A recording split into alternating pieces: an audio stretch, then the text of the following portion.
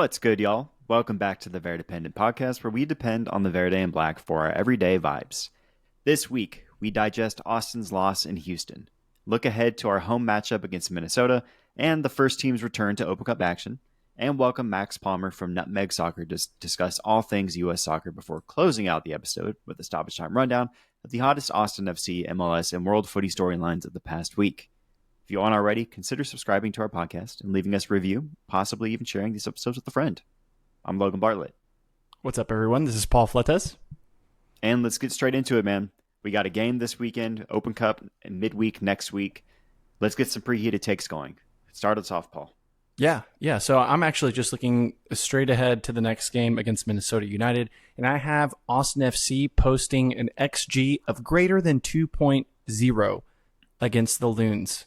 Ooh-wee. Ambitious boy. And I think you might have something around the same lines, but let's hear it.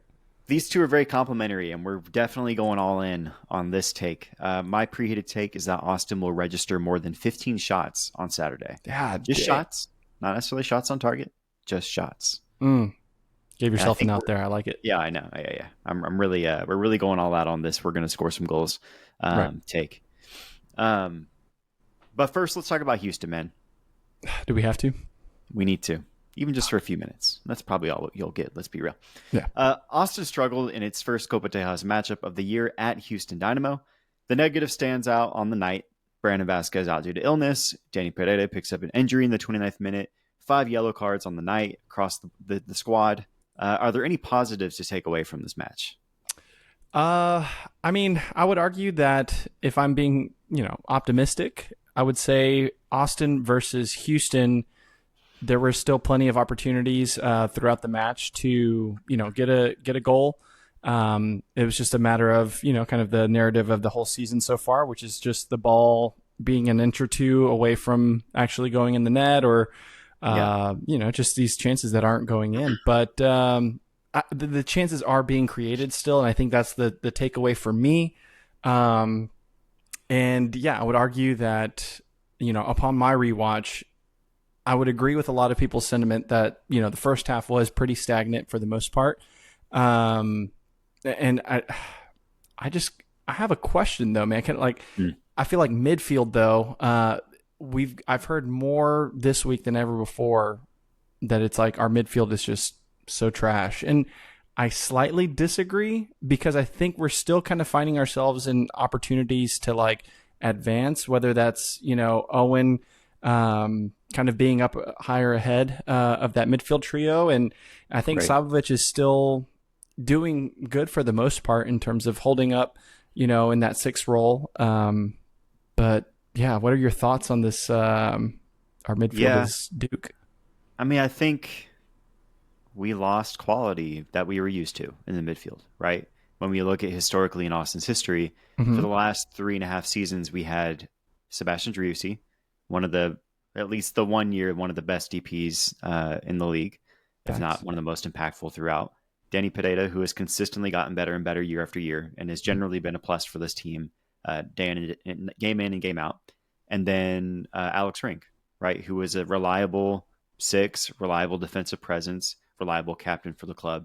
Regardless of the faults of this team in the midfield throughout the years, like we just came to expect a certain level of impact or at least consistency in the midfield. And this season we're seeing that change for the first time, where we've had, I think, 5 different starters in the midfield now. Yeah. 4 or 5. I can't remember, if at least 4, and then 5 or 6 regulars that see time in the midfield. And obviously Danny's injury, he picked that up early in the game. And I thought we were doing okay up to that point. Yep. We didn't look poor, right? We just looked as stagnant as always, but created a few opportunities, a foot away from getting a goal, or at least a shot on target here and there. But I think we're just going back to the point, we're missing that consistency that we've seen. And and like Driussi had a very high ceiling of what he could give you night in, night out. And that excitement was always lingering. And now we're missing that because we don't have that same guy in the midfield, right? Right. And Savovic has quality clearly, but in my opinion, hasn't seemed to found his place yet. Is he going to play 6? Is he going to play an 8? Is he going to play higher up in the box on the attack? what is his expectation coming back on defense? I thought the second half of this Houston game was lacking defensively from the midfield.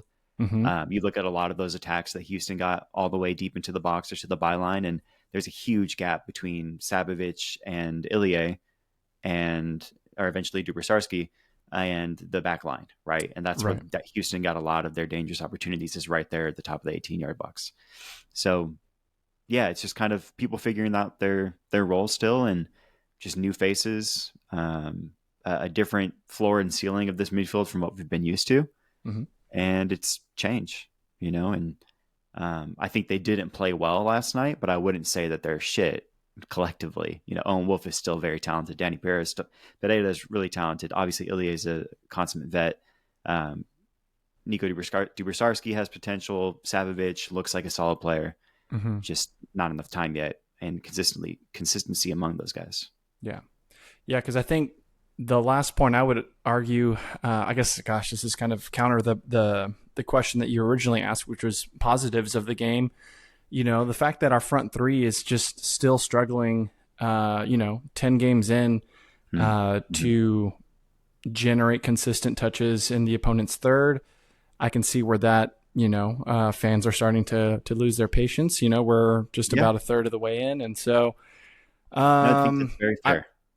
But I don't want to linger on too much. I know for whatever reason, one shape or another, we are somehow believing that we're going to get like more than 2 XG against Minnesota. We're going to score or shoot 15 times on them. So it's. Well, I think so. I'll give a little part A, part B positive. One, I think, a loss in a derby match in Copa Tejas like this should mean something to this team, similar to that Vancouver loss, right?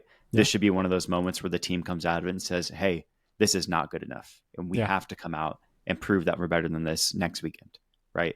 So I think this is a good kick in the ass reminder of like, hey, we don't own this state. We have to fight. These teams are still quality. They can still beat you night in, night out. The parity point that gets beaten into the ground, right? Like that still exists. Yeah. And so I think this should be a motivating piece for the team. Yeah. So I'll take that as a positive of like, take this opportunity to lick your wounds and come back and take advantage of the home field matchup this weekend. Second, Stuver's beard looks dope. That was cool. Stuver grew up the beard. Darth Stuver action. I appreciate that. That was cool. So right on, man. Right on. We don't have to harp on this too long, but I do just want to acknowledge it again. Only one team fares worse than Austin in goals scored through 10 games. Montreal has 4 on the season, while Austin sits tied for next worst with 7 on the year. I think there are 3 clubs total that have 7, and that's us, St. Louis, and one other club that I'm blanking on. Doesn't matter. Bad company. Yeah. How much longer can we play outlier before things crash down to earth, right? We're third in the West still. We're competing in the table, but eventually not scoring goals is gonna catch up to us. How long do we have till that happens? Yeah, I mean, I'm kind of torn here because I think once we start getting into the summer stretch of things, especially in May, it's going to be a heavy season, or not season, but schedule, for our guys. And I think this is where we're going to start to see very quickly whatever, pole position we were having earlier on in the season possibly fade if we're not putting, the ball in the back of the opponent's net.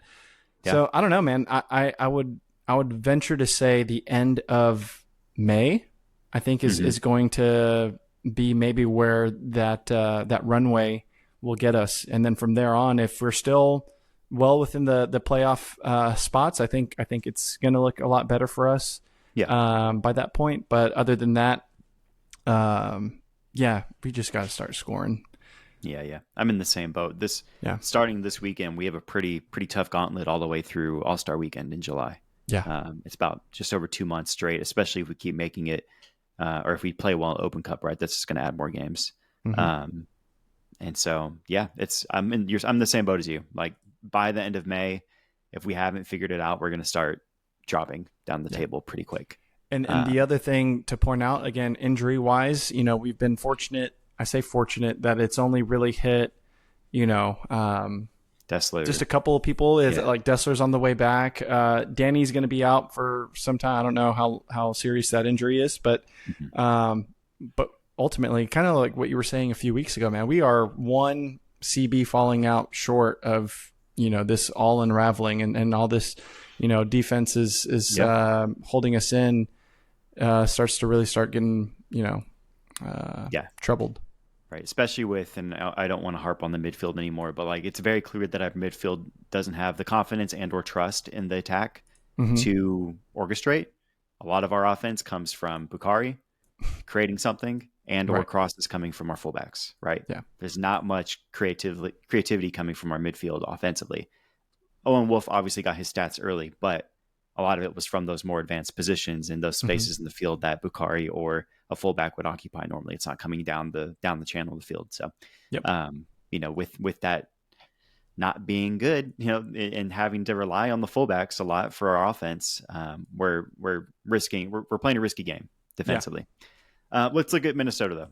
Austin will have a chance to right their offensive woes as they return to Q2 to host fourth in the West, Minnesota United, who sit tied with Austin at 16 points, but have one fewer win than the Verde and Black. Mm-hmm. Obviously, our preheated takes are both very Optimistic. optimistic. Yeah, Yeah. looking at this game. Minnesota have an equally staunch defense to Austin, having allowed only 10 goals through 10 games.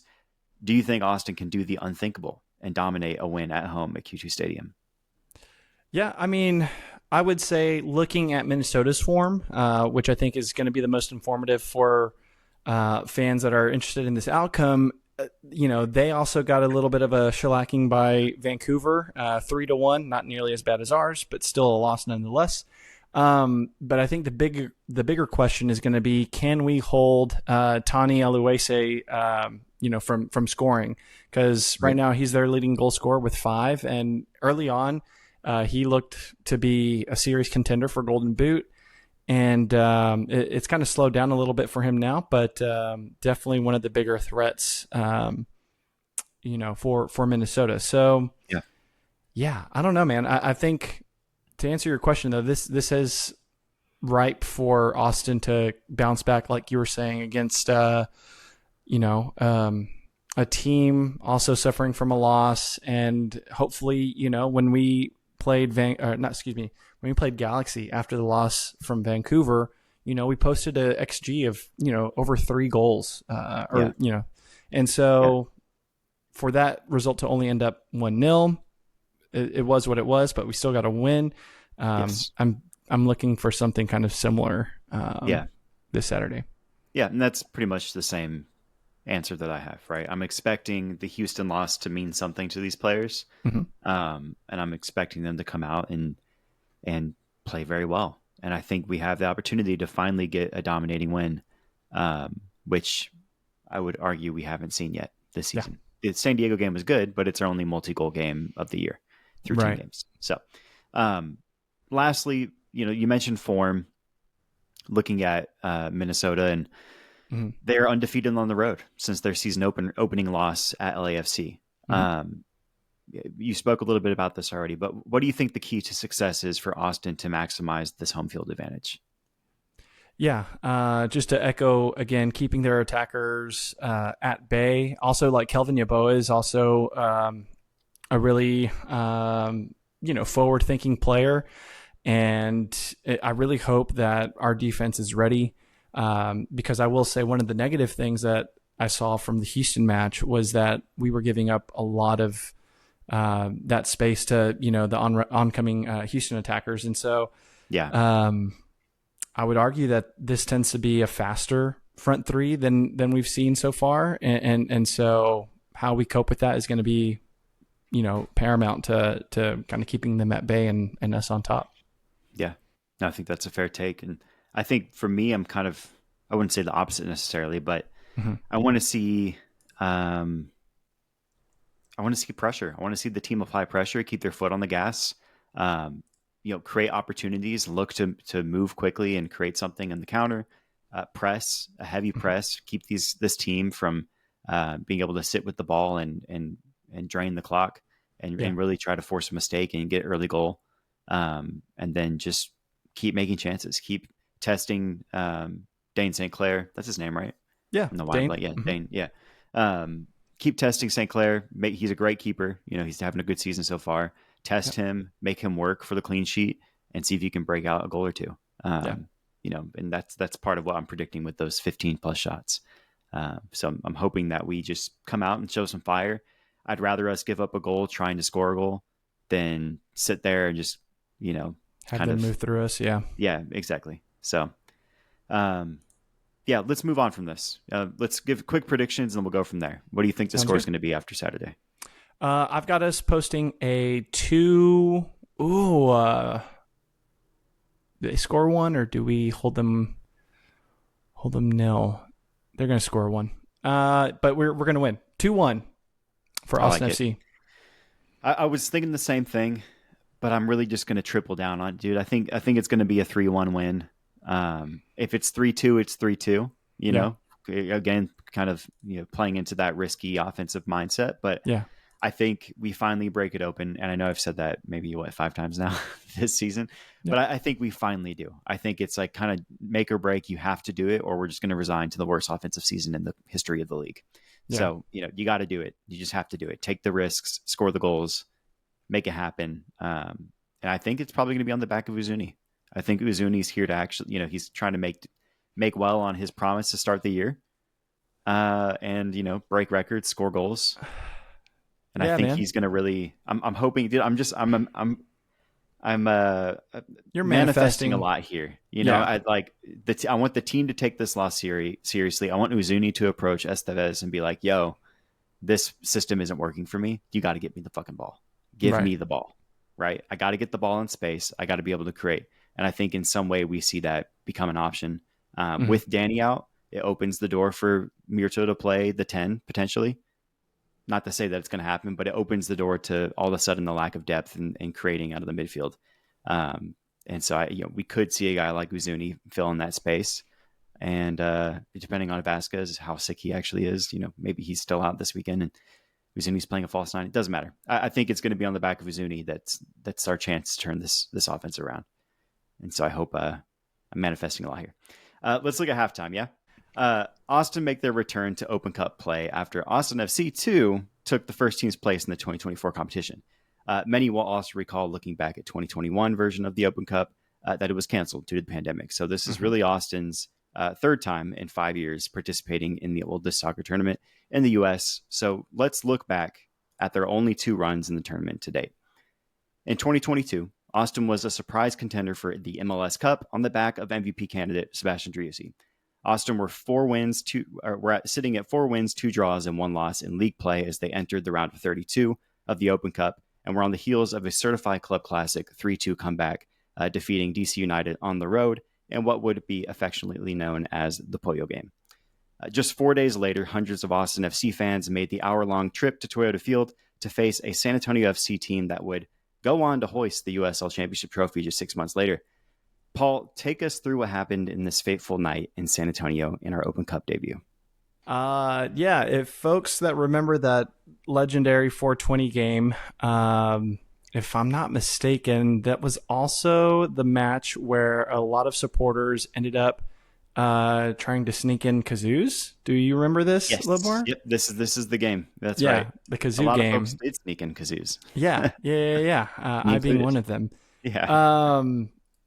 Yeah, man. It was a very interesting match there. I think for Josh Wolf's side, because I think that was arguably a lineup that, if I'm remembering correctly, it wasn't our max, 11, nor should it have been, when we were facing a USL side. But all that to say, I think, if I remember correctly, the first half was very, touch and go. There weren't really a whole lot of chances created. It wasn't until late in the game, in the second half, when we had the likes of like Elliot Collier and Carter Manley for San Antonio, score and put San Antonio 2 past us. And so I think from there, it was just complete and utter embarrassment for our first ever, foray, one against, USL action in a competitive match like this. And then also just, in general with the Open Cup. and what that means to, footy fans that have followed Yeah. this tournament, for a long time.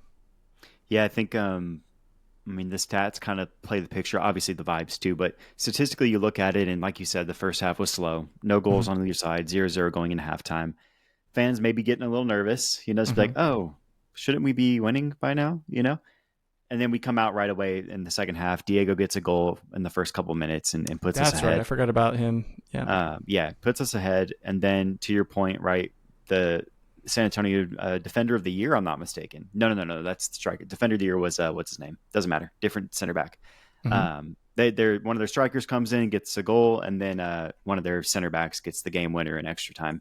Um, we had a couple opportunities, and I remember this was um, a big game in the lore of San Antonio FC goalkeeper Jordan Farr. Yep. I think he had 7 saves this game, maybe 6, and one hit the crossbar or something like that. But he had a great game. I remember the narrative being that he's goalkeeper of the year, and I'm pretty sure he ended up winning it this year for the Mm-hmm. USL, leading San Antonio to that championship. But I remember the vibes, man. I think me, you, Lojo, Kate, we were like in the first 2 rows. Is that right? Something We were like right that. in the Yeah. middle of the stuff. Like we were in front, y'all right behind us. Am I remembering correctly? Yeah. That sounds right. We had like a little square, I think, with Justin and a few other people all Mm-hmm. posted up there. I remember Diego got that goal, and Diego and Felipe and others all run up right to us, and we're right there, all like in the big huddle and Celebrating it. mob. Yeah. Yeah, um, and then it went to shit. Yeah. I remember one of the dads of the players or something like that in San Antonio, one of San Mm-hmm. Antonio FC's players, fathers, like his season tickets were in the section that we were That's in, right. That and was he that like was that guy. yeah, Yep. he came up into the middle of it trying to take his seat throughout the game Yeah. and ended up sitting there and like talking shit the whole time, and then talked a lot of shit when they took the lead in extra time. Um, anyway, it was a tough debut for Austin FC in the Open Cup, especially given the kind of interleague rivalry that at least San Antonio FC fans had, thinking that they should have got the MLS club over Austin. Right. Um, which to be fair, they did submit a bid, and we kind of just ended up with the team. So here we are. Um, let's look at 2023, right? Yeah. All right. In 2023, Austin notched its first ever Open Cup win against USL side New Mexico United. That was highlighted by Rodney Redis's first goal in competitive action for the club. This is Mm-hmm. 2.5 years after he made his debut. Um, God damn, that's tough. 2 weeks later, we were shown the door by the Chicago Fire, adding insult to injury after our CCC exit at the hands of Violette just a week or two before. Mm-hmm. And a streak of poor form in league play. I think we had like 1 or 2 wins over like a 3.5 month stretch, including all these competitions. Right. And it was just we were in the depths of it at that time. In 2024, Austin FC2 got bounced in the first round by USPL side 40 SC, I'm sorry, and penalties, adding further stain on the club's Open Cup reputation. Paul, do you see 2025's rendition of the Open Cup as an opportunity for Nico Estevez and this new cast of players to make a statement? Yes. And what does that look like? I mean, bro, that looks like the opposite of all of that we just talked about. You know what I'm saying? Like, Yeah. it's putting out a rather stronger lineup than what we would like. When I say what we would like to see, which is a more conservative lineup where we can maybe play the kids a little bit and all that, I honestly think that Nico needs to think, we are winning these matches, and if that means that we need to, put a stronger lineup out there to guarantee that, so be it. Yeah. But we need to kind of shake this narrative that you've eloquently, put out there, where we're not the most successful. And just immediately from game one in, this year's rendition of the tournament, we're dominant, Mm-hmm. and if we're not winning against San Antonio by a minimum 2 goals, then God, Yeah. man, like this, that is where fans are really going to, I feel like, start to be like, okay, wow, if we're not even able to do that against, a division below us, Yeah. we've got big Yeah. problems. And I believe you said San Antonio. I believe you meant El Paso Locomotive in our Excuse first me. matchup. Yes. El Paso. But another in-state rival to that point, right? Like Yeah. we've never played, but they are part of the Copa Tejas pyramid, and this will be, I think this is the last club in MLS and USL that we've yet to play, right? Right. We've played everybody else at this point. And so this is a big opportunity. I think you're spot on. I wouldn't be mad personally if the club prioritizes this competition this year. No, yeah, neither would I. I would be actually very happy if we Mm-hmm. did that. And I wouldn't be mad seeing bench guys get more minutes the weekend after, the weekend before, when we have these 2-3 week games from Saturday, midweek, and Saturday with Open Cup included. Right. So what I want to see is this needs to be the opportunity for Uzuni, for Vasquez, and for Bukhari to show their worth, to Yeah. go out and score a couple goals like it's nothing, get some goals, watch the ball hit the back of the net in a competitive match, Yeah. and take that into league play and show us that they are DPs and they deserve this money, right? Because Yeah. right now it's a poor look for our attack, and we've spent a shit ton of money on it. We'll get to that a little bit in the second half, Yep. but this is a chance for us to get that confidence with these guys and say, hey, we can create goals. Yeah. We have the skill to do this. Let's go out and do it. And I think if we can get those three guys some run, and even if it's 60 minutes, 30 minutes, whatever it looks like, a half, get them some run, get them a goal or two, and just say, great, you did it. Hell yeah, we won this game because of you. Go out and win again on Saturday. Yeah. I'll feel very good. So I'm Yeah. with you. This needs to be a statement. This is a very loaded question, obviously. This needs to be a statement by the club to come out and dominate this competition up until we're playing MLS clubs, and then play smart, right? Yep. And make it known that like we're balancing this and we're gonna prioritize this in the year. So anything else to add there? Just got to remember that we have a new addition to the attack in Robert Taylor, and I think he's Yes, thank you familiar for- with scoring in tournaments, helping Miami lift the Leagues Cup, with Messi's Yeah. arrival, and so Great point. there's our cup guy right there. For also thinking about it, and so I think we should feel optimistic, but it's a very short leash. I think we would all agree that we have when it comes to the Open Cup. So. Yep. Hoping for the best, but we got to take it a game at a time and see how we go from there. Yeah, a little peek behind the curtain. We did film the interview in advance to accommodate schedules, so like we're recording the first half after the interview. So for that, you'll notice that there's some more recent news not in the stoppage time. For example, Austin FC signing Robert Taylor. But to that point, I think that also feeds into the potential for Uzuni to play Cam, to play at the 10.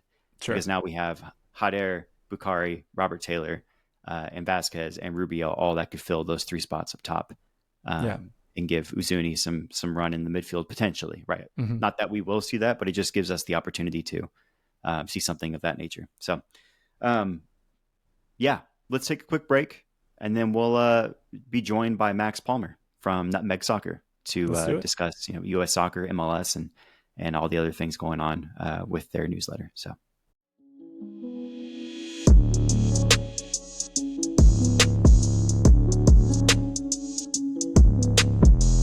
Yo, Lobar, I was looking at your memento from the game last Saturday, and that picture was fire, dude.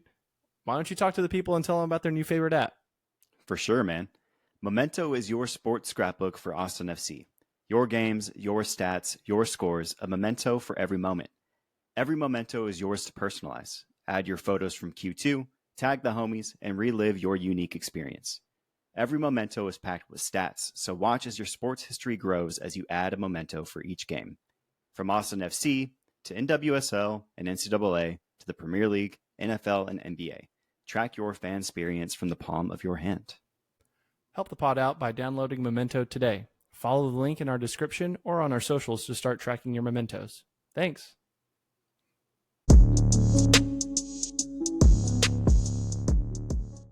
And we're back. And we're happy to be joined by Max Palmer, co-founder and contributor of Nutmeg Soccer, a free weekly newsletter for diehard fans of MLS and the U.S. men's national team. Max, welcome to the Verdependent podcast, man. Thanks, guys. Stoked to be on. I know we've both been following each other for a while, so I'm excited to chat. Perfect, dude. Perfect.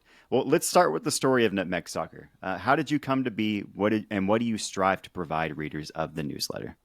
Yeah, so Nutmeg Soccer is a free once-a-week newsletter delivered to your inbox every Wednesday,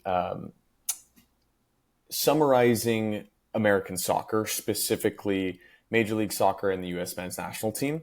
So my brother and I grew up playing soccer our whole lives. We, played for the academy teams against MLS academies, and we've Dude. just been long-time soccer fans. And we are also a little bit entrepreneurial, and we saw an opportunity to start something in this space. Obviously, soccer is growing a ton right now in the U.S. And we realize, like, with Messi here and with the World Cup coming here next summer, like, there's an opportunity to build something in this space. And it's around one of our passions, and we watch soccer every weekend anyways. So it's like, why not build something here? And so we combine kind of this passion for American soccer and our knowledge of building newsletters, which is what I do, for my full-time job. Yeah. And we've built this small newsletter up to 7,000 subscribers, and are actively trying to turn it into a business and continue to grow it. So we try to provide readers with just a short 5-minute email each week summarizing American soccer news. Yeah, I was looking at the last couple this morning. I think y'all are pushing 8,000 almost. You're like 7,800 or almost 7,900. So you're getting there, man. Yeah, thank you. Quick question. You mentioned you played in an academy. So what academy did y'all play in? Irvine Strikers Academy. Okay, so cool. It wasn't an MLS academy, but we played against, the Timbers, the Galaxy, Seattle Sounders, and all those MLS. So are y'all from the Los Angeles area? Yeah, so we're from Orange County, so like right in between, LA and San Diego. So we grew up going to Galaxy games because Carson, California is only 30 minutes from where we were. So we went to the MLS Cup final in I forget if it was 2010 or 2011, but that was the Donovan and Beckham teams against Houston. So we grew up going to Galaxy games. Nice, man. Awesome. That's awesome, man. I know for me, following the league, I think I started back in 2011, 2012 when I left Austin to go start school in Houston. But now, in 2025, we've got 30 teams in the MLS and a bunch of players, obviously like from the national team, because that's something that I really appreciate you guys covering on as a USMNT fan as well. So I know that you and your brother Mason have a lot of experience just kind of like looking at these players. What are some trends and things that y'all are seeing, that fans, particularly like here in Austin, but also just in general for the MLS, like, what can they keep up with? Yeah. So one trend that I'm keeping a close eye on is the MLS continuing to loosen up their spending rules a bit. Yeah. So we saw it last year when they, I think they either added a DP spot or an additional U22 initiative spot, and they changed how you can structure those positions last year. And the reality is, for the MLS to be one of the best leagues in the world, it has to pay players really well. That's just it's simple as that. We have to pay really good players really well. Yep. And the MLS has gone through this slow growth throughout the last 30 years. And they did that for a reason, because in American history, there's been so many failed soccer leagues. And so this one, finally, they growed it very slowly. And then over the past 4 years, it's grown much quicker. They've added basically double the league in the past 15 years. Yep. While still restricting the spending limits on clubs to maintain parity. Which is great, and it's necessary for a young league. But now I'm excited to see this next phase of growth in MLS, and I'm excited for the league to really loosen up these spending rules and allow teams to spend whatever they want. Right. Yeah. I don't think it's going to happen. Like, I don't think that's going to happen very soon here, but I think they're going to continue to do that. And obviously, there are going to be some teams that take advantage when that time does come. It'll mostly be the big market teams, like the Miamis and Atlantas and New York City and the LA teams. But any team with a rich owner that wants to win will join them. Yeah. And I think a follow-up for that is, now that we're seeing the growth of, like USL trying to come in and create their own, Division I side and all that stuff. I'm curious your thoughts about, like, should we be on the lookout for, that side of the pond and looking at, like, if they are the ones that introduce kind of like this unlimited spend, like does all of a sudden, do we see like kind of like a talent drain from MLS over to USL? Like, what do you think there? Yeah. So I think that's highly unlikely. I think given the head start MLS has, it's going to take so much for the USL for not a new league, because the USL has been around for a while, but a new Division One league to overtake MLS. Like MLS already has multiple franchises worth $1 billion, Yep. and USL teams just are not even remotely close. And I love the ambition the USL is taking. So I actually interned for a USL team in college. Nice. Nice. At the time, this was 8 years ago, probably. They were the Orange County Blues. Now they're Orange County Soccer Club. Yep. Okay. And they won the USL Championship in, I think, 2021. And I kind of saw.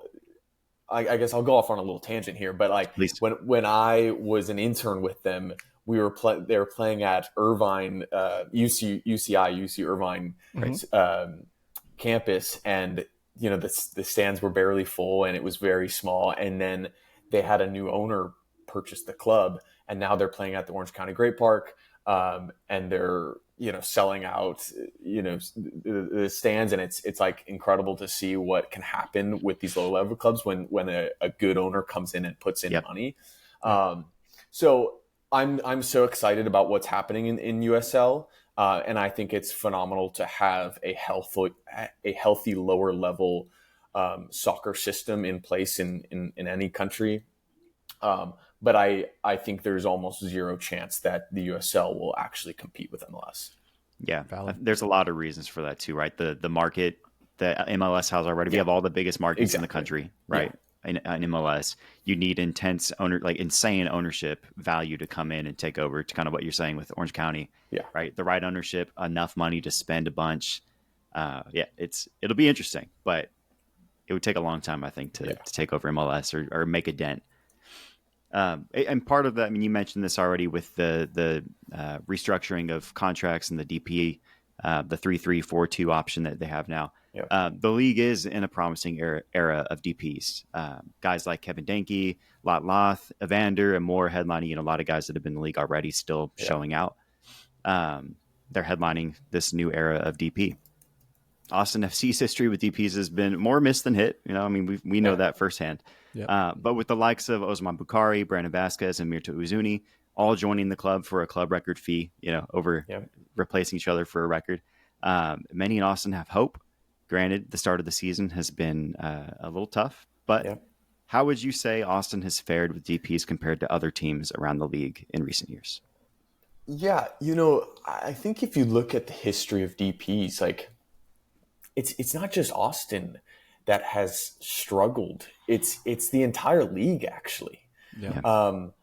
And you can go pull up a list, but like I can name a few, like and these were a couple of these were way back when, but like Rafa Marquez with the New York Red Bulls, and like Danielson, who was a World Cup winner with Brazil. Yeah. He was the first DP in FC Dallas history. Right. More recently, guys like Shaqiri with the Chicago Fire, and Lorenzo Insigne with Toronto FC. Like, there is a plethora of incredible players that have come in for very high price tags and not worked out at all.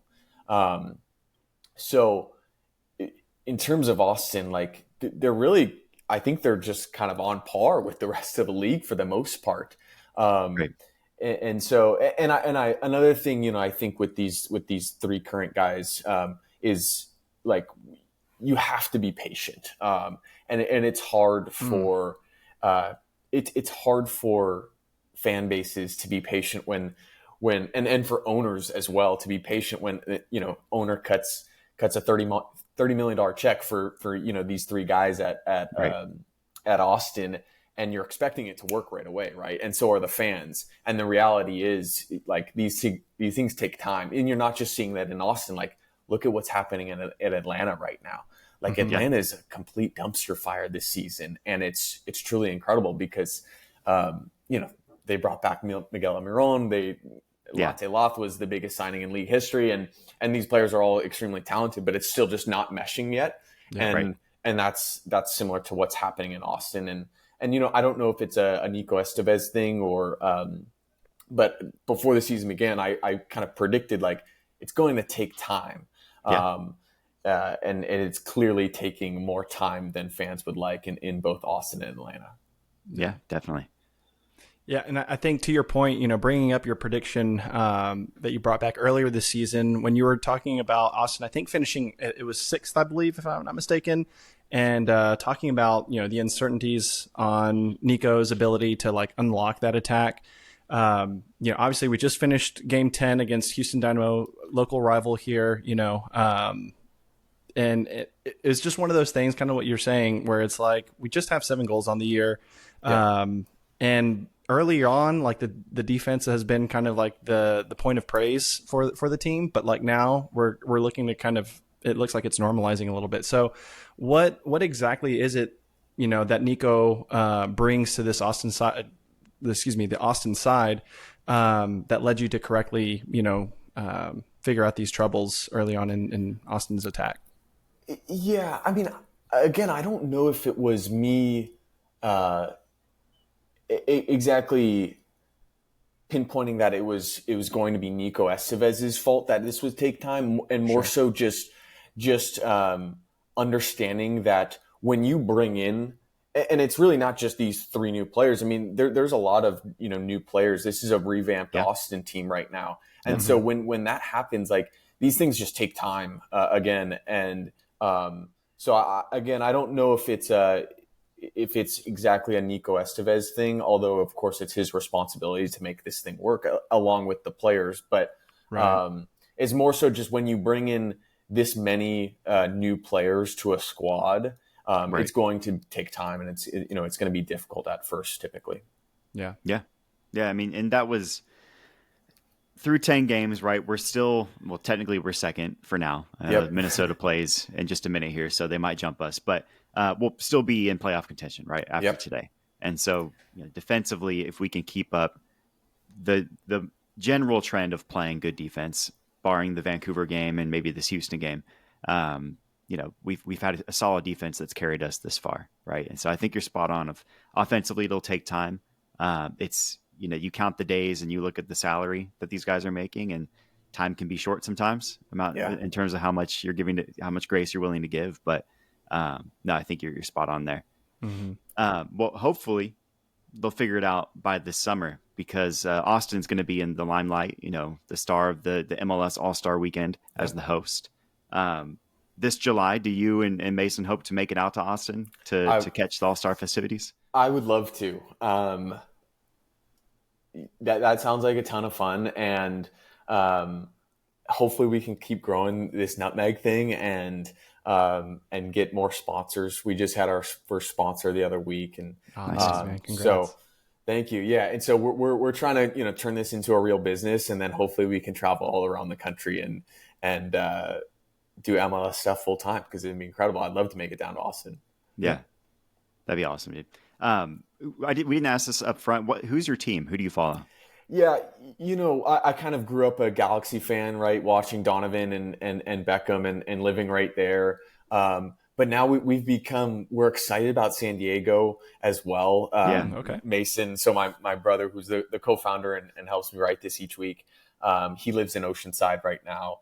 So he's been going to San Diego games. So that's a fun new team, and they, for an expansion team, they're playing incredibly well so far this season. They are. And then I've gone to some Red Bull games here. So I live in Manhattan, and so I can make it to a Red Bull game and to a New York City FC game. So it's fun to watch those guys. But I'm really just a huge fan of league. Of course, I watch Messi in Miami, but I've been loving watching Diego Luna lately, and a bunch of other players in the league. Yeah. San Diego is my shadow club. I know they're Western Conference as well, so I can't wear their badge, right? Yeah. But I got a lot of family in San Diego, so I'm there all the time. And so they're a fun team to follow. Yeah, that's going to be a fun away day that we go to. I think Lobar's turning 30, and we're going to shut Chucky down. It's going to be great. It's going to be a good time. We're going to be out there in May for really that game. That's awesome. Yeah, it'll be a good time. Well, you want to jump over to stoppage time? Ready to run through some MLS highlights? Yeah, let's do it, man. Let's do it. All right, I'll kick us off with Vancouver Whitecaps stun Miami in leg 1 of the CCC semifinal. Max, what were your thoughts on this? It's incredible. It's arguably the biggest win in Whitecaps history. And it goes back to what I mentioned earlier about parity. I think as the league continues to allow teams to spend more, there might be less parity. But right now there is so much parity. And so a small market Canadian team can beat Messi and co., which is it's phenomenal, right? It's phenomenal for the league, for Vancouver, of course. It's so fun to watch. Those fans there had that stadium rocking. So now it goes back to Miami. And if there's anything we've learned about Inter Miami is they'll probably freaking win this thing, right? And come back, because that's what they've done so often with Messi. And but the way Vancouver is playing now across all these competitions, it's incredible. I mean, Brian White absolutely deserves to be on the Gold Cup squad, and they're such a fun team to watch right now. It's been one of the coolest, maybe the best story in MLS this season is the Vancouver Whitecaps. And I'm sad that Austin had to be a page in that story as a dominant win for the club this year. Paul, anything else to add there? Yeah, I was just going to say 2 names, Brian White and Sorensen, the new head coach, first year in and just able to, get the most out of this club. And a lot of folks are like, where are the Whitecaps coming from?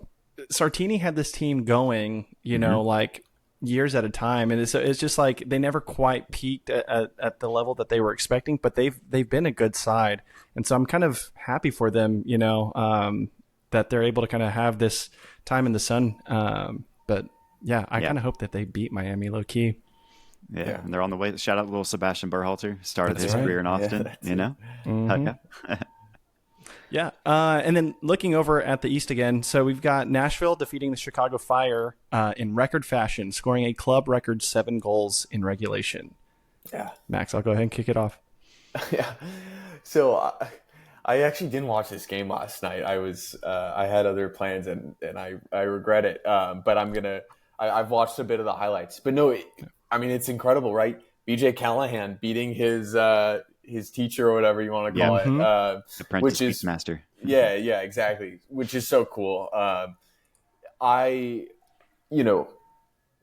like most people predicted Nashville to finish at the bottom of the table in the West, right? And it looks like we're all going to be very wrong about that. Callahan has this team like playing very well. Sam Surgis is scoring like crazy. Click on, yeah. Hani Mukhtar kind of looks like he's back in his 2021, 2022 form. Yep. Which is great. So Nashville, that's another city that I really need to make it down to see a game. Yeah. Because that atmosphere there looks electric, and it was a cool. It is awesome. I got a chance to go out there a couple years ago for the Austin Nashville game. This was actually the Driussi Mukhtar MVP season, right? Okay. Where they were battling out up top. Yeah. And got to see them just dunk on us. And that's awesome. I think it was, what, August or something like that of 2022. And we were in the half of the year. Yeah. Yeah. We were starting to go down a bad run of form in Austin. So that was definitely a start of it. Also Surge, 4 goals in the game. That's crazy. Yeah. Second player to do that in what, 3 weeks, with Brian White doing it against us, Surge doing it. Yeah. Pretty crazy. Looking across the pond, moving over to England, Wrexham, they earned automatic promotion to the Championship, become the first club ever to earn 3 straight promotions in the English pyramid. Max, what are your thoughts on this? Yeah. So interestingly, we're actually going to write a bit about this in Nutmeg this week. Nice. Makes sense. And it's part of a bigger trend. Actually, this is another trend I could have mentioned earlier on, but part of a bigger trend of Americans owning English teams. And so actually next year, I'll preview this a bit, but next year they're going to be the majority of English Premier League teams will be owned by Americans for the first time ever. So in 2004, Oh yeah. 0 Americans owned Premier League teams, and now it's going to be at least 11. It might be 12 or 13, depending on who else gets promoted from the championship. But Right. so yeah, which is crazy. And obviously Wrexham's going from League One to the championship, and so all 3 winners of the Premier League, the Championship, and League One are all owned by Americans, which is crazy. And it's kind of cool to see. Yeah. But yeah, no, the Wrexham story is incredible. It's obviously what everyone loves about promotion relegation, right? And Yeah. there's just such a romantic. You can't not be romantic about this side of soccer, because it's just so incredible to see, a team come up from nothing and now they're one league away from the best soccer league in the world. And the Championship's one of the best 8 soccer leagues in the world. Yep. So it's awesome to see. And so I just love watching it from afar, and excited to really watch them, because I haven't watched much League One football. I don't think anyone has. You're fine. To be fair, but in the Championship, we'll definitely watch them more. Yeah, sure. It's the power of the marketing and money, right? That's to it. take you all the way up the pyramid. Yeah. Paul, anything else to add there? I was just going to say, I'm excited to see them higher up in the FA Cup draws and all that stuff. It's like, it gives them a real fighting chance to actually come up against the likes of, some Premier League teams. And who knows, man, they might be able to lift that thing, but good for them. Yeah. Yep. Looking over in Italy, we've got Captain America, Christian Pulisic, scoring his 16th goal of the season for Milan across all competitions, and he becomes one of only 3 Serie A players to net 50 goal contributions across the last 2 seasons. Max, thoughts? Yeah. I'm going to include that line you just said in Nutmeg this week. Go for it. But I mean, look, he's been incredible for Milan since joining. That move for him from Chelsea was obviously the best move. Yeah, the necessary move and the best move he could have made for his career. I think nobody has more goal contributions since he's joined Milan in the Serie A. More than him. So it's so good to see him excelling, and it really makes me want to see something similar for Gio Reyna as well. I know that you were not asking about him, but he's just so talented as well, and still just 21 years old. And I think he needs a similar situation where he needs to find a home where the coach uses him right, the coach is invested in him, that the club is invested in him, and they believe in him, because that's just not what's happening right now in Dortmund. So hopefully the same thing happens with Gio Reyna soon, so that by the time next summer rolls around, he's in incredible form and playing really well. But yeah, I mean, it's just so great that our best player is in this type of form. It's fun to watch, and I feel like we're writing about him every single week in the newsletter. Right on. Well deserved.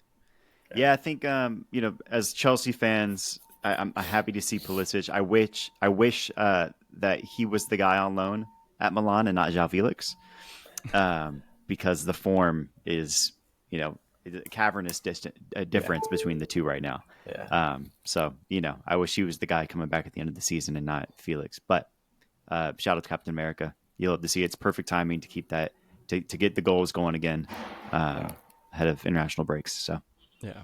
I think for me, the only thing I would add is that, kind of to both of y'all's points about the national team side of things, it's like just finding a way to kind of carry that form over, into the red, white, and blue uniform, because for whatever reason, it's just not sitting well. But that's more of a Pochettino thing. But and perfect point to bring up here, because former U.S. men's national team coach Bruce Arena calls out Mauricio Pochettino, saying that a non-American lacks the necessary understanding of the U.S. culture to take the helm for the U.S. men's national team. Max, did you see this? And what are your thoughts? Yeah, I saw it. I don't know if a head coach truly needs to understand the culture of America to be the head coach of our team. Like, I don't know if that's completely necessary. Mauricio Pochettino is a great coach. Like he's proven that over his career, and he's easily the best coach we've ever had.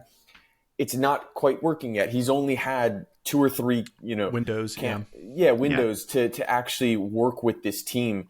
And, we should have fired Berhalter after the World Cup instead of waiting another 2 years. So that was kind of the original mistake. Yep. Mm-hmm. But because now Poch doesn't have much time before next summer. But no, to like answer your question, I don't think the coach like really needs to understand American culture.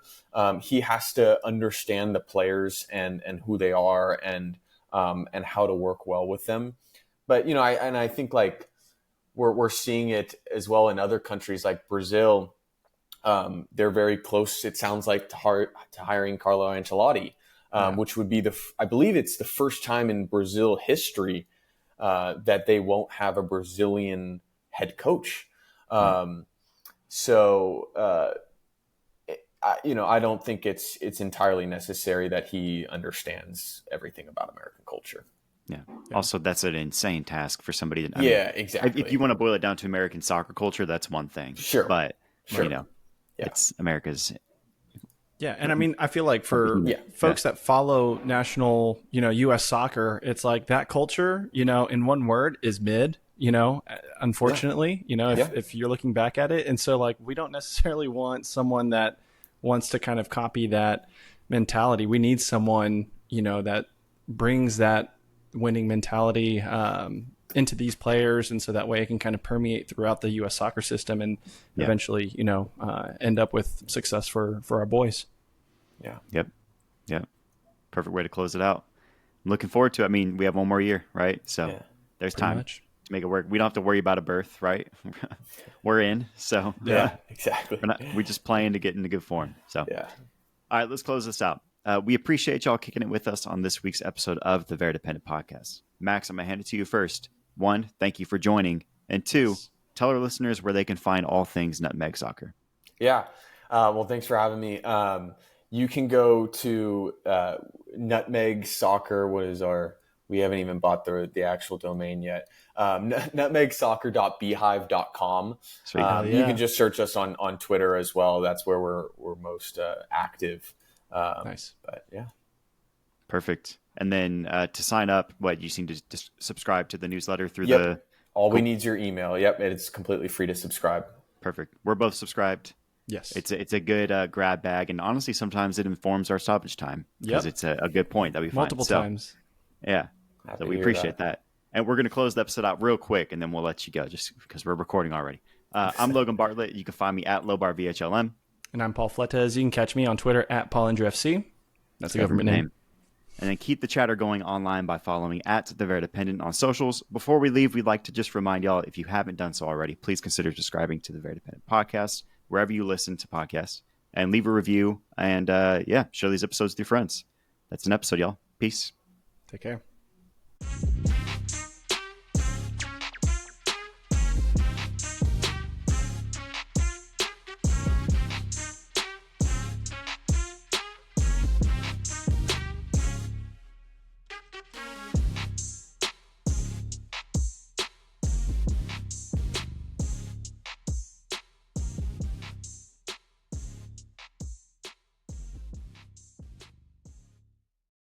Paul, why are you screaming at me? Oh my God.